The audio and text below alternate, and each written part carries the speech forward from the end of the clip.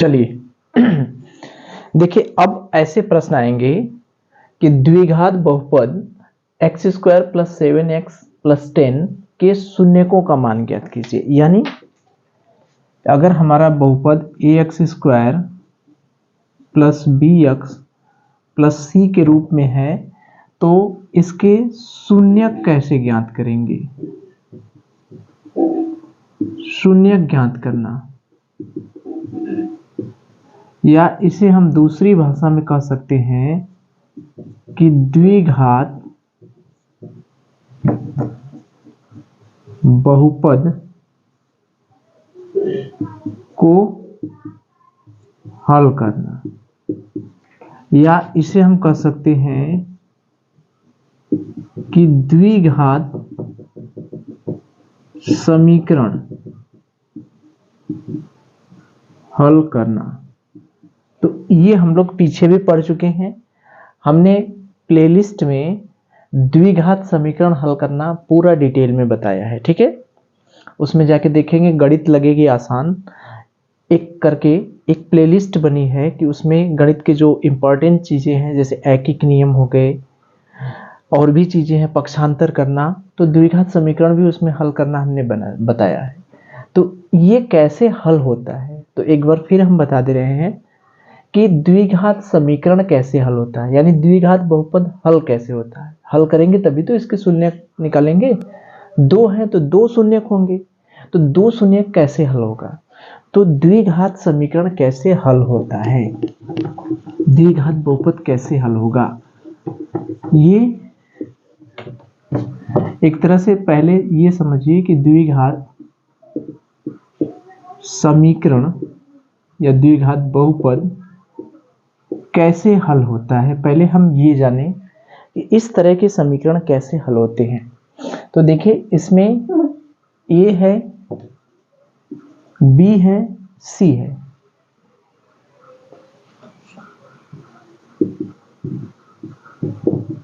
ठीक है, इसमें ए है, ए मतलब एक्स स्क्वायर का गुणांक, बी माने एक्स का गुणांक और सी माने कांस्टेंट। ए बी सी तीन चीजें हैं। तो अब इसे हल कैसे करेंगे, ये देखिए। तो बी को ध्यान देना है, बी को दो भाग में तोड़िए। किसको तोड़ना है बच्चा, बी को, यानी x के गुणांक को तोड़ना है। x के गुणांक को दो भाग में तोड़ना है कि जोड़ने पर b आए और गुणा करने पर ac आए। बात समझ में आ रही है। b को दो ऐसे भागों में तोड़िए कि जोड़े तो b आए और गुणा करें तो a इंटू सी आए। यानी b को दो भागों में तोड़ना है,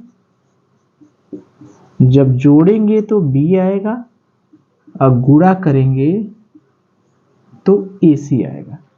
ये याद रखिए, हमें इस b को दो भागों में तोड़ना है, जोड़ेंगे तो b आएगा और गुणा करेंगे तो a इंटू सी आएगा। अभी हम इसका मतलब समझा रहे हैं। पहले ये तो याद रखिए कि b को कितने भागों में तोड़ना है, दो भागों में। तोड़ेंगे कैसे, वो आगे की बात है। तो जोड़ने पर क्या आना चाहिए, b आना चाहिए, और गुणा करने पर क्या आना चाहिए, ac आना चाहिए। चलिए, इतनी बात तो समझ में आ गई कि हमें b को दो भागों में तोड़ना है, जोड़ेंगे तो b आएगा, गुणा करेंगे तो ac आएगा। ठीक है, चलिए। तो एक चीज हमने समझ गया है कि द्विघात बहुपद का शून्य ज्ञात करने के लिए या द्विघात समीकरण कैसे हल करते हैं। जो b है यानी x का गुणांक है उसको दो भागों में तोड़ते हैं। तो जोड़ने पर b आना चाहिए, गुणा करने पर ac आना चाहिए। इतना तो पता हो गया, जोड़ने पर वही आना चाहिए और गुणा करने पर ac आना चाहिए। ये चीज तो पता चल गई। अब तोड़ेंगे कैसे, अब देखिए। जैसे x square plus 7x plus 10, इसका मतलब क्या हुआ, b मतलब यही है, b मतलब क्या है 7। तो इसी 7 को दो भागों में तोड़ना है कि जोड़ेंगे तो क्या आना चाहिए 7 आए, और गुणा करेंगे तो AC आए। AC मतलब जोड़ने पर क्या है b, यानी 7 आए, और गुणा करने पर AC। a का मान कितना है यहाँ पर, a का मान है यहाँ पर 1, यानी एक्स स्क्वायर का गुणांक 1। b का मान कितना है 7, c का मान कितना है 10। तो गुणा करने पर AC यानी a का मान है 1 गुणे c, यानी गुणा करने पर 10 आए। ये चीज b को यानी 7 को दो ऐसे भागों में तोड़िए कि जोड़ेंगे तो 7 आए और गुणा करेंगे तो 10 आए। ये बात समझ में आ गई, ठीक। चलिए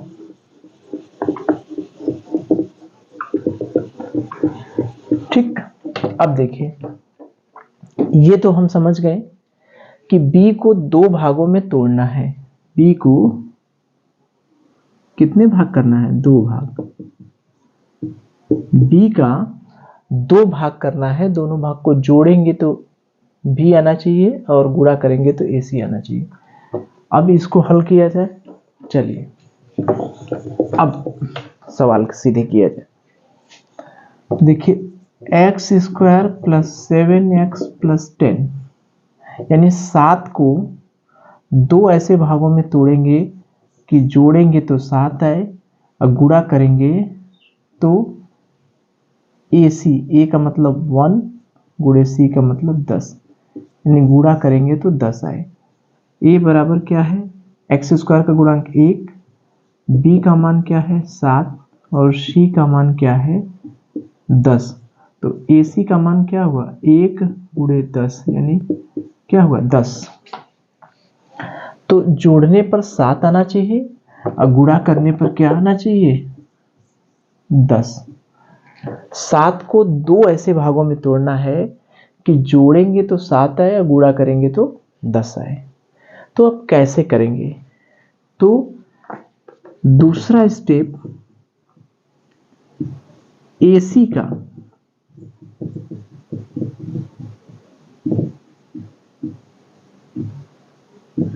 गुणनखंड करेंगे। AC का क्या करेंगे, गुणनखंड करेंगे। AC मतलब किसका गुणनखंड करेंगे, इस 10 का, इस 10 का गुणनखंड करिए।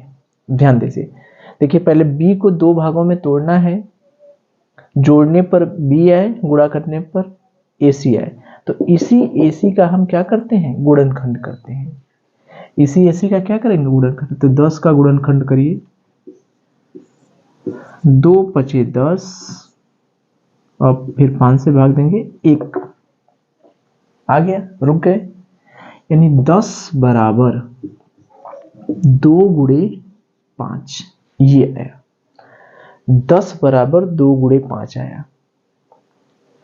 अब देखिए, अब इनमें एक संख्या है 2 और एक संख्या है 5। अब इसको ऐसे करिए कि जोड़े तो 7 आ जाए, जोड़ने पर क्या आना चाहिए 7 और गुणा करने पर क्या आ जाए 10। 2 और 5 हमारे पास संख्या है, ऐसे करिए कि जोड़े तो 7 आ जाए और गुणा करें तो 10 आ जाए। तो ये तो है, ये है 2 प्लस 5 करेंगे तो 7 आ जाएगा, 2 गुणे 5 करेंगे तो 10 आ जाएगा। यहां तो बहुत आसानी से आ गया। कहीं कहीं प्लस और माइनस में अंतर होगा तो वो भी हम देखेंगे, बात समझ। यहां तो देखिए, एक हो गया 2 और एक हो गया 5, दोनों को जोड़ दिए 7 आ गया, गुणा कर दिए 10 आ गया, यानी एक गुणनखंड, एक खंड हमारा 2 बनेगा और दूसरा खंड बनेगा 5। ठीक है, नहीं समझ में आया, चलिए फिर से देखिए हमने क्या बताया। हमने यही बताया कि जो ax² plus bx plus c है उसमें b को दो भागों में तोड़ना है, गुणा करेंगे तो ac आएगा, जोड़ेंगे तो b आएगा। तो गुणनखंड इसमें किसका करेंगे? ac का करेंगे। गुणनखंड किसका करेंगे? ac का। तो 10 का गुणनखंड करिए, ठीक है। 2 पचे 10, 5 इकाई 5, ये 10 को 2 गुणे 5। अब हमारे पास दो अंक मिले, एक 2 मिला और एक 5 मिला। अब देखिए 7 को ऐसा करें कि जोड़े तो 7 आए और गुणा करें तो 10 आए। जोड़ने पर 7 आए, गुणा करने पर 10 आए। तो क्या क्या करेंगे? एक 2 होगा और एक 5 होगा। 2 और 5 जोड़ेंगे कितना होगा? 7 होगा। इसी को लेकर बनाना है, अलग से नहीं लेंगे, इसी को। और 2 गुणे 5 लेंगे,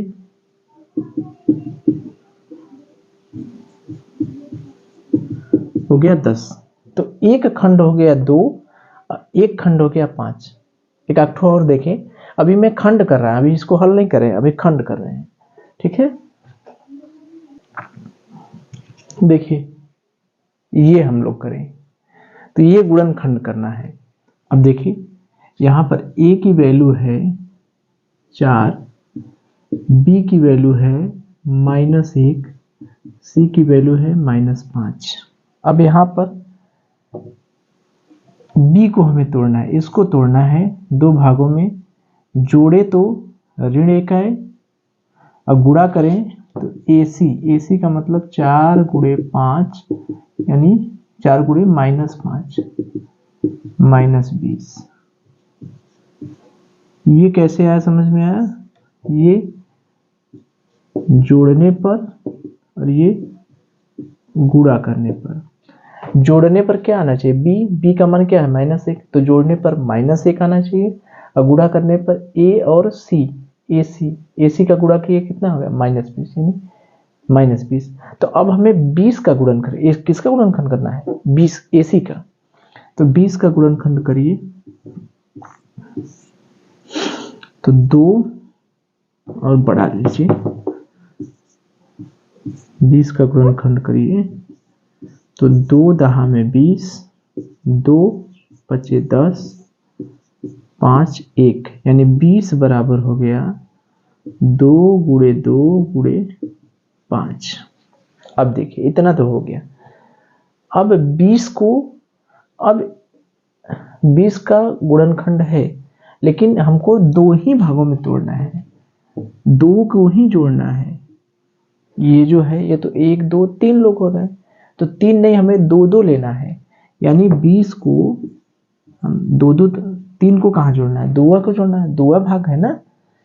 जो b है उसके कितने भाग है? 2 भाग है। तो 20 का गुणनखंड 2 भाग में क्या क्या होगा? देखिए, एक 2 लेंगे, गुणे 5 दूनी 10 ये होगा, या अगर इन दोनों को ले लिए तो 4 गुणे 5 होगा। हम इसको ऐसे क्यों किए? क्योंकि हमें b का 2 भाग करना है, यहाँ पर 3 भाग है, 1 2 3।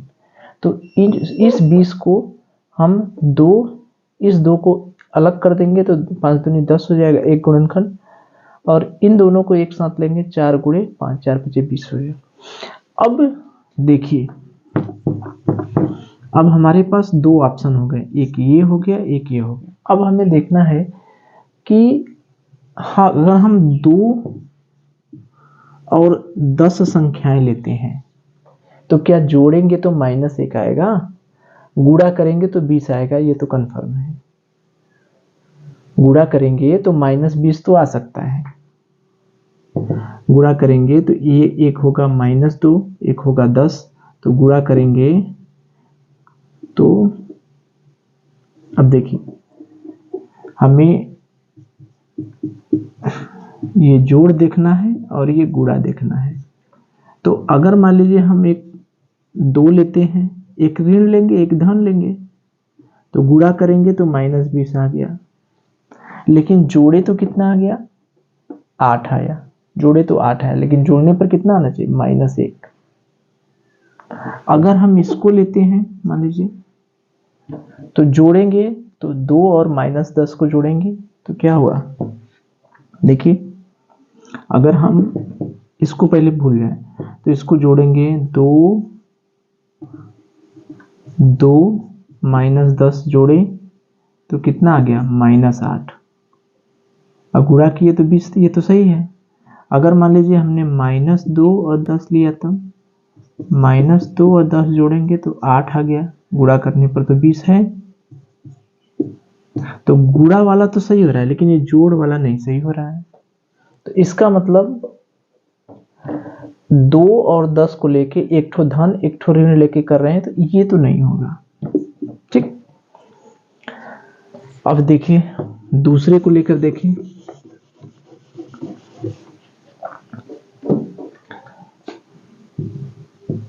अगर हमने इसको ले लिया, अब ये तो नहीं होगा, ये तो हटा दे, एक 4 लेते हैं और 5 लेते हैं, 4 है और 5 है, तो गुणा करने पर -20 आना चाहिए, यानी एक ठो ऋण होगा। मान लीजिए हमने एक को ऋण बना लिया, 4 को ऋण बना लिए, तो गुणा करेंगे तो -20 आएगा। गुणा वाला तो सही है, लेकिन जोड़ के देखिए, ऋण 4 धन 5 क्या आ जा रहा है, 1। तो गुणा कर जोड़ने पर कितना आ जाए, -1। इसका मतलब ये वाला गलत है, ये नहीं मानेंगे। ऋण 4 और 5 नहीं मानेंगे। तो मान लीजिए उसको ऋण करके देखें, एक 4 हो गया और ऋण 5 हो गया, गुणा करेंगे तो -20, जोड़ेंगे तो 4 ऋण 5 यानी ऋण 1। अब देखिए हमारा काम बन गया, जोड़ने पर ऋण 1 आ गया और गुणा करने पर ऋण 20 आ गया। यानी हमारे जो दो फैक्टर होंगे वो एक होगा -4 और एक होगा 5 जी। तो इस तरह से हम पता करते हैं, यही मेन काम है। अगर ये कर लिए तो उसके बाद हमारा काम बहुत आसान हो जाएगा। तो यही है कि ax² + bx + c, यानी b को दो भागों में तोड़ना है कि जोड़ने पर b आए और गुणा करने पर ac आए।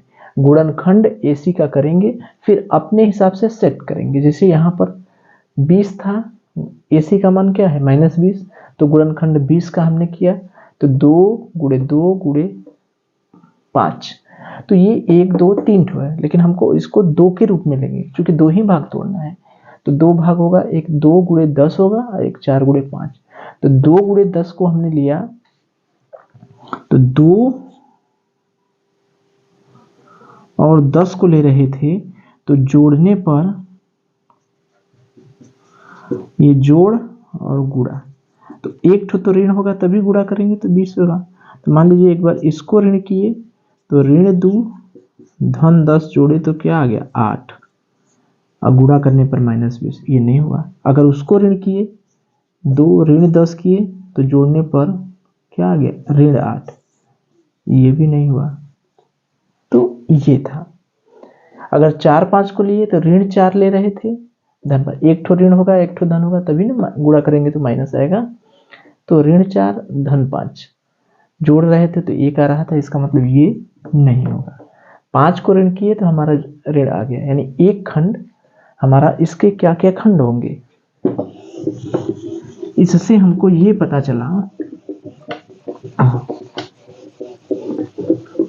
कि इसके 2 खंड होंगे। एक खंड होगा ऋण, सॉरी, एक खंड होगा 4 और एक खंड होगा ऋण 5। यही दो खंड होंगे इसके, यही मेन है। ये आ गया तो हमारा काम होगा। जैसे एक ठोर सो, चलिए देखिए यहाँ पर x² + 7x + 10, यानी दो भाग में अगर हमने तोड़ लिया तो x², अगर ये अंदर है तो इसका गुणा दोनों में होगा, यानी 5 का गुणा, x का गुणा 5 में भी होगा और x का गुणा 2 में भी होगा, धन 10 = 0। अब यहाँ पर दो को एक साथ ले लीजिए, x + 5 2, यहाँ से कॉमन निकालेंगे, x + 5 = 0। अब यहाँ से देखिए x + 5 कॉमन ले लीजिए तो x प्लस 2 बराबर 0। दो संख्याओं का गुणनफल, अगर दो का गुणनफल 0 है यानी या तो पहला 0 होगा या तो दूसरा, चूंकि 0 में ही किसी संख्या से गुणा करते हैं तो वो 0 होता है। तो अगर इसका और इसका गुणनफल 0 है, या तो पहला होगा या तो दूसरा। तो अगर मान लीजिए पहला 0 हुआ तो इससे पक्षांतर किए तो x का मान क्या आ गया, -5, पक्षांतर कर दिए। अगर दूसरा 0 हुआ तो x का मान क्या हो गया, -2। तो यही इसके दो शून्यक हुए। दो शून्य कौन कौन है, -5 और -2। एक मान ये हो गया, एक मान ये हो गया। या हम कह सकते हैं द्विघात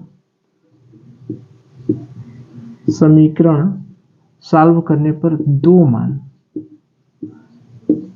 x के दो मान, पहला क्या है -5 और दूसरा मान क्या है -2, यही दोनों मान मिले तो ये अपना द्विघात समीकरण सॉल्व हो गया। बहुपद x² + 7x + 2 के शून्यकों का मान हम निकाल सकते हैं। ठीक है, बस ये कुल मेहनत यही है 7 को दो भागों में तोड़ने पर। उसके बाद ये समान आ गया तो सही है, अगर समान हर हाल में आना चाहिए। तोड़ेंगे समान आएगा, दोनों का गुणनफल 0 होगा यानी पहला 0 होगा तो एक मान निकल जाएगा, दूसरा 0 होगा तो दूसरा मान निकल जाएगा। ठीक है, चलिए।